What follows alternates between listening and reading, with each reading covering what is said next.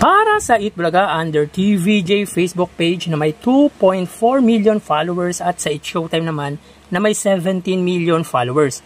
So sa ikalawang yugto mga kaparokya, ang Itbulaga po ay may 8,000 viewers samantalang ang It Showtime ay may 31,000 viewers. So pagdating sa ikalawang yugto ay angat po ang It Showtime na 13,000 viewers sa katapat na noontime show. So check po natin mga kaparokya, as of 2:15, ang It Showtime po ay may kasalukuyang segment.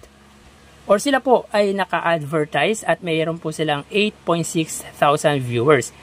Ang Itbulaga naman po, sila po ay may kasalukuyang segment na Sugod Bahay mga kapatid at meron po silang 5.6 thousand viewers. So may kita po natin dito, pagdating sa huling yugto ay nabawasan po ang Itbulaga ng 3,000 viewers samantalang ang It Showtime naman po ay nabawasan ng 23,000 live viewers. So dito may kita po natin na angat ang It Showtime sa katapat na noontime show na Itbulaga ng 3,000 viewers.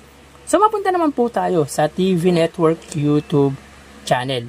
At unahin po natin ang GMA Network YouTube channel na may kasalukuyang subscribers na 35.2 million subscribers. Samantalang ang Itbulaga naman po under TV5 Philippines na may kasalukuyang subscribers na 1.78 million subscribers.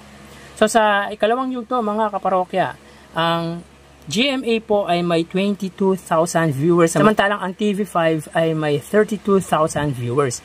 So check natin mga kaparokya, ang GMA po ay may 24,000 viewers samantalang ang TV5 ay may 27,000 live viewers. So, ulitin po natin as of 2:16 PM. Ang GMA po ay may 24,000 viewers at ang TV5 ay may 27,000 live viewers. So, dito may kita po natin na angat pagdating sa online viewership ang TV5 na may 3,000 viewers. Yun po ang inilamang ng TV5 sa katapat na TV Network YouTube channel na GMA ng 3,000 viewers. So, mapunta naman po tayo sa main YouTube channel ng dalawang noontime show. At unahin natin ang sa It Showtime. Under po yan sa may ABS-CBN It Showtime na may 2.21 million subscribers. Samantalang sa Itbulaga naman po, under sa Itbulaga TVJ YouTube channel na may kasalukuyang subscribers na 995,000. So, ang kasalukuyang segment po ngayon ng It Showtime ay Tawag ng Tanghalan. Sila po ay may 62,000 viewers. Samantalang ang Itbulaga naman po, sila po ay may 58,000 live viewers. Again, sa ikalawang yugto, ang It Showtime po ay may 111,000 viewers sa kanilang main YouTube channel. At sa main YouTube channel naman po ng Itbulaga, sila po ay may 69,000 live viewers. So, ulitin po natin, para po sa It Showtime, sila po ay may 61,000 live viewers.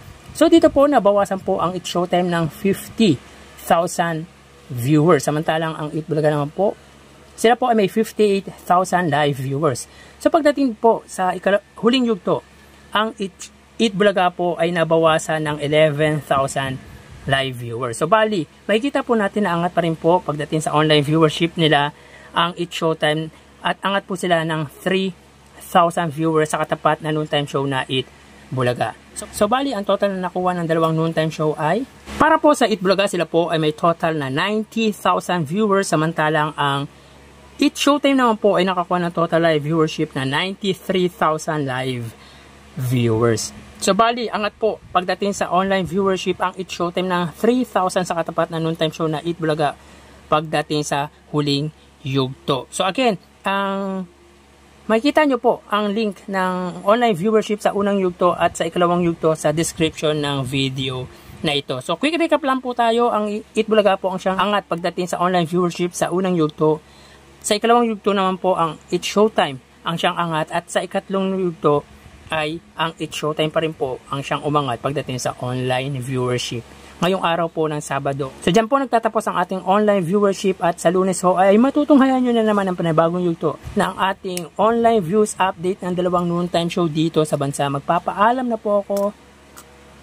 Thank you and God bless.